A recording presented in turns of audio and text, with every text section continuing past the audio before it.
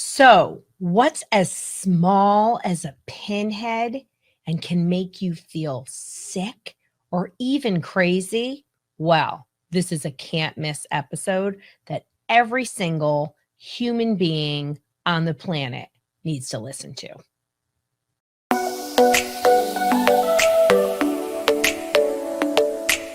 Hi, I'm Dr. Roseann, and I'm a mental health trailblazer. And join me as we have real conversations about real solutions to kids' problems. And today, we're going to be talking about Lyme disease, tick-borne illness. It's going to freak you the heck out, but this is so important to listen to because you just don't know about Lyme disease, and you just don't know how those little buggers can mess up and derail a life. Well, if you're new to this podcast, it's going to be okay with Dr. Roseann. I'm Dr. Roseann, and I'm all about natural solutions for mental health and mental wellness. And we're going to talk about how Lyme disease impacts the brain. I have been working with individuals with, at the time, we called it chronic Lyme disease. We still call it that, but everything's basically PANS, people. But I started working with individuals with Lyme disease in 1997, peeps. And when I first started working with a young man, I can just see him in my head. I was working in a school. He had a port and he had Lyme disease. And I thought, what the heck is this Lyme disease? Like, I thought you just took some antibiotics and it went away. But he had anxiety, he had social anxiety, he had school phobia, he had cognitive processing problems, he had attention problems. He had a lot of things that a lot of the kids that I was working with in the 90s in one of the largest high schools in my state had. And my mind just went, holy moly. I know a lot of other kids like this kid. We'll call him James. I don't remember what his name is, but we're going to call him James. And that just opened my door. And I was working privately not long after that. And of course, if you know my story, I started getting kids that were complex, that were layered, were treatment resistant. All the kids that I love now, because I don't think that anybody can't improve. I think everybody can get better. I think it's a cop out when you go to places and they're like, sorry, can't help you. Unless people aren't doing the work. Okay. If you come here, you got to do the work. End of story. And if you're not nice, we don't want you. We don't care what your problem is, but we just want the right attitude to the problem. We know that we're going to teach you how to do the right kind of work. So Lyme disease, how does it impact the brain? And, we do talk a lot about this in our natural parenting solutions group. So if you're listening, you can go to drroseann.com/group, or you can go over to Facebook, Natural Parenting Solutions, because we want to know. So, what is Lyme disease? There's neurological Lyme. What are the stages of Lyme? What's the connection between tick-borne illness and Lyme and mental health? And guess what? At the end, we're going to talk about how to prevent all of this, because you can actually do some things to prevent getting tick-borne illness and having it impact your brain, your body, and derail your flipping life. So, and if you don't know my story, I have a son, Max, who's 18, and he was bitten by a tick at 22 months. And I had already been working with individuals for 9 years with Lyme. And I realized he had been bitten by a tick, and it really impacted him in a lot of negative ways. And I had access to only the best people in the world. And it still has been, a hellish journey that I wouldn't wish on my worst enemy. But what is Lyme disease, right? So Lyme disease is when typically a tick, it can actually be vector borne. I don't want to freak you out, but spiders can carry it and a bunch of other things. But let's just stick to ticks for right now, because, I think that's all people's brains can handle. But typically a tick and bites a person. And let me just explain the bite, because there's a lot of misconceptions about this. And that's why this is an important episode you need to listen to. So number one, it bites. When it attaches, it empties the contents of its stomach to the person, to the host. And whatever is in there passes. The tick does not need to be engorged. It does not need to be on there 24 hours. It can happen instantly. Signs of Lyme disease, the illnesses, and there are Lyme disease is one type of tick-borne infection, but there are actually multiple. Bartonella, Babesia, Ehrlichiosis. There's a ton of them. I can't even go on and on and on and on. And there's some that can kill you right away, but it can impact you immediately. One of my soul sister, Nikki, my doctoral sister, her daughter had symptoms within 30 minutes of a tick bite. 30 minutes. I've heard of this, but typically most of the time it's within days or weeks. Also know that it can live in the system and you can show no signs for months or years. And that's part of the confounding issues around it and the part of misinformation. So really important. It bites, it transmits you, and whatever is there, it can attack the brain. It can attack the body. Typically goes into the joints as well, but you don't have to have joint symptoms. You can have neurocognitive. So when you are talking about Lyme, we're talking about stages. So there's early Lyme and there's late disseminated. And early Lyme is when it can happen in the, right away, typically days and weeks.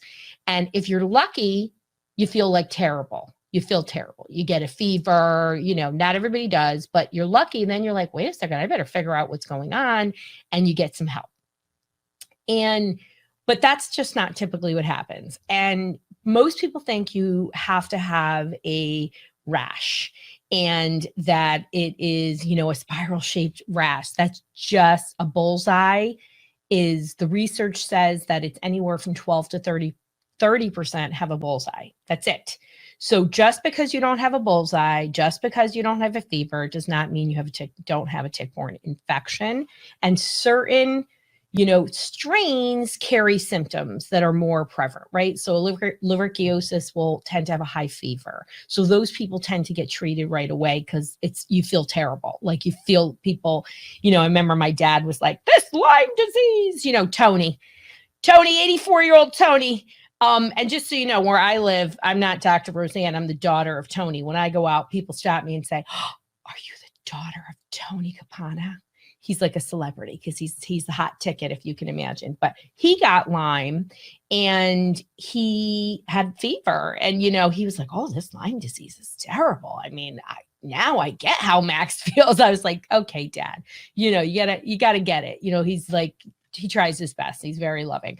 But when you have these stages, right? So early stages, people sometimes, they get treatment, they get better, but late stage Lyme can happen as early as 2 weeks, people, 2 weeks.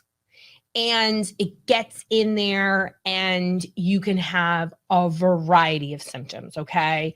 You can have, brain fog, fever, the rash, ADD, joint problems. You can have cardiac problems. One of our beautiful, beautiful long-term staff, Katya, super healthy, like as healthy as healthy can be. She got cardiac Lyme in her late 30s and almost died and was in ICU for 10 days, so it can happen. It can happen to healthy people. We don't know why it attacks one person and not another, why one person, has it in their system and it does no disruption, right? So neurological Lyme is when it affects the nervous system.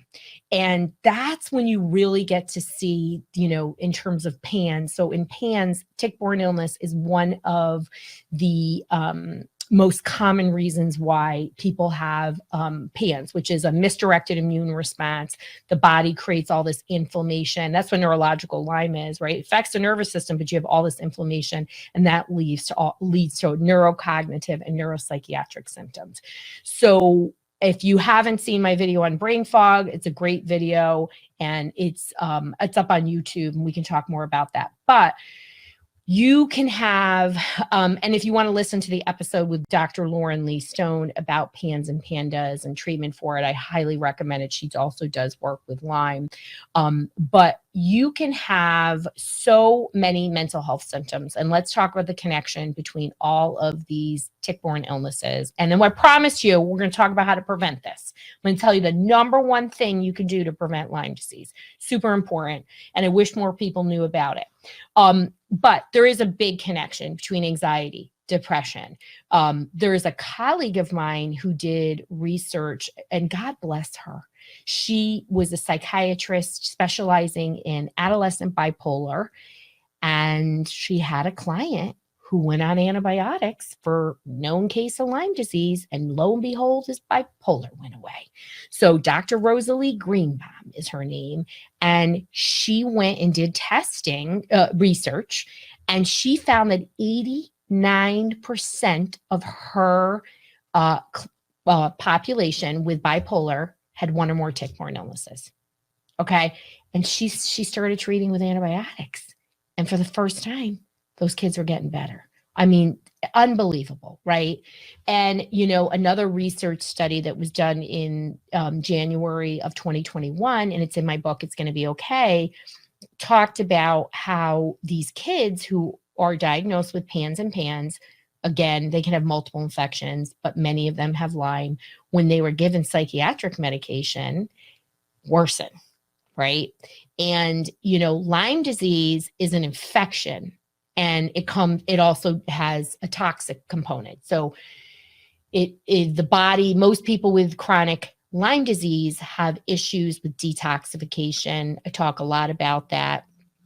A great blog about MTHFR. Please read that. Read my book, has a whole section on what to do with detoxification. And that means toxins are going back into the system. So people with neurological Lyme tend to have the infections. And guess what? Once you get Lyme, everybody else wants to come to your party. COVID wants to come, other tick-borne illnesses like, Bartonella and Babesia, they all want to be there. Epstein-Barr, herpes 6, which is just a regular cold, and they just start taking down. And then mold gets there, and that's like the nail in the coffin. Doesn't mean you can't get better. We have to look at, what are the symptoms. So I have, almost exclusively every single person who comes here with OCD has infectious disease, and tick-borne illness is a part of it. So let's talk about the number one thing you can do to prevent Lyme disease, because I think that's really important. But just as a recap of the signs and symptoms that you can see is you can see everything from ADD-like symptoms, anxiety, depression, OCD, brain fog, memory issues, headaches, elimination problems, autism diagnoses. I mean, there really runs the gamut of the things you can see. And please know, just like PANS, you can have a pre-existing condition that worsens, right? And sometimes Lyme kind of falls more in that autoimmune encephalopathy component where it's a waxing and waning. It's not a dramatic increase or a sudden onset. But if it's a sudden onset, then we would also call it PANS. And PANS does not have an age limit. If you love and care about anybody who seems to show these things, absolutely find somebody who can support you. And you can go to iLads, you can go to aspire.care, you can go to Epidemic Answers, and we certainly support people of every age. I have a lot of individuals who are elderly who come to me with Lyme disease, and we're able to support their nervous system because it's neurological Lyme, right? So let's talk about the number one thing you can do to prevent Lyme disease. And, if you're listening or you're watching, I would love to hear what people have to say and what they think it is. Number one thing you can do is take a shower immediately after being outside for any reason. I don't care, not the woods, people, the grass, being near the grass. And we'll talk about that. So, but 59% reduction in Lyme disease if you take a shower immediately after being outside. Really, really important. Everybody thinks a tick check is going to do it. If it's the size of a pinhead, I don't know how you're going to see it. Like, and I got freckles. Like, how are you going to see it? You got darker skin. How are you going to see it? Unless you got like pure alabaster white skin, I just don't know. So that's really important. Take a shower immediately, wash the hair.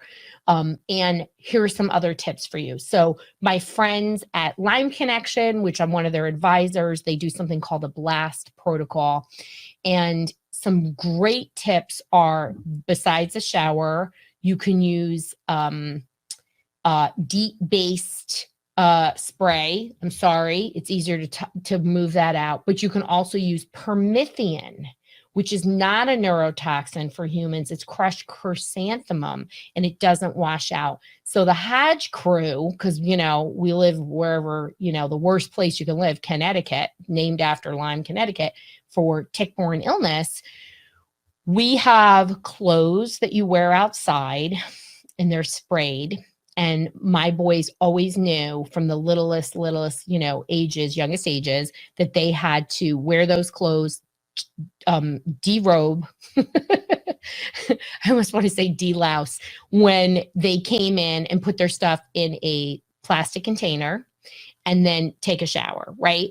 Those clothes needs to be washed immediately if you can. If not, leave them in the container. And then it's high heat. So high heat kills the ticks. Really important.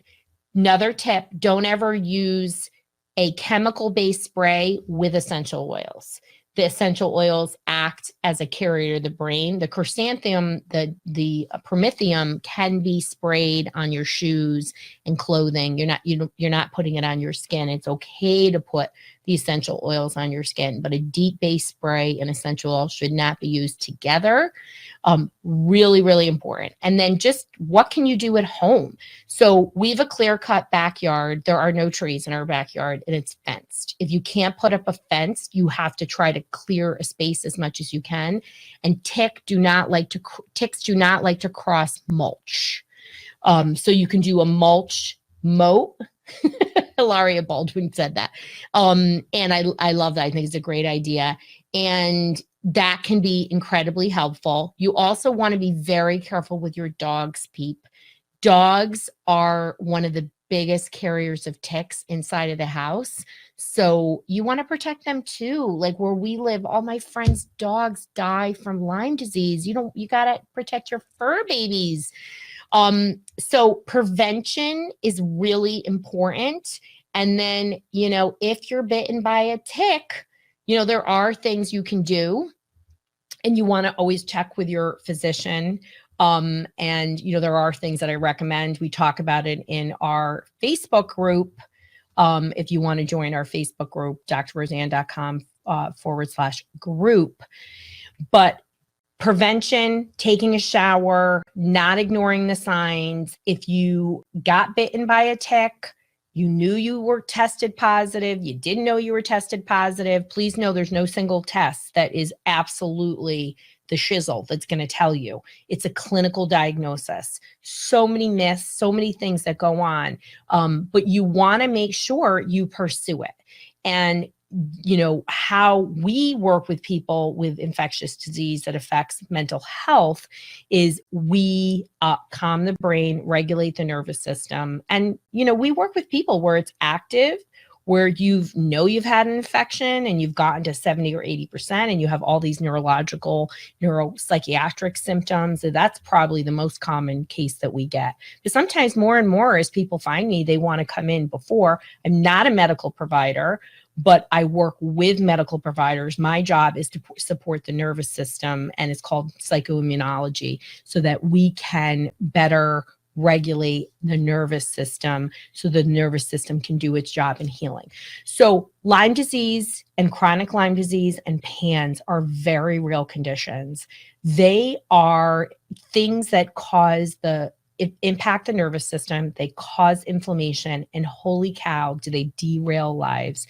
And a lot of times people have no idea that this is what is driving the mental health issues of their child, the young children. And who are the biggest age groups who have Lyme disease? We know through research. Remember, everything with me is research. Boys, age 5 to 10, boys, age 10 to 13, and their fathers, I think it's like 45 to 51. Those are the three biggest age groups. You don't have to be in the woods. You can be in the grass. And it is at every continent except Antarctica. Yeah, it's happening in places like hot places like Florida. Yeah, it's happening in cold places like Canada. And people are not getting the right treatment. There are 14 states that are endemic where it is really just at a high level. Whenever people fly in to see me and they see, oh, this is Connecticut, there's so much nature. I'm like, watch out for the ticks, and really be really careful and take that shower. So hope this is informational. If you love or care about anybody who you suspect is affected, please share this episode with them. We don't have enough people who are explaining and supporting and loving up. And this is really, really important to teach people about it. You can always join our Facebook group, drroseann.com/group. Or if you're looking for a solution, you can take our solution matcher and go to www.drroseann.com/apply, and you'll get a solution matcher because we have a device, COM-PMF, that supports the nervous system that is specifically designed for infections and toxins. So I hope this was informative. I hope I did scare you to change your routine a little bit. And I hope that there are people here that you're like, wow, they need help, and we just got to get them to the right help. It's all about getting the right help at the right time. Wherever you are in your parenting journey is exactly where you need to be. Sending you a lot of love and support.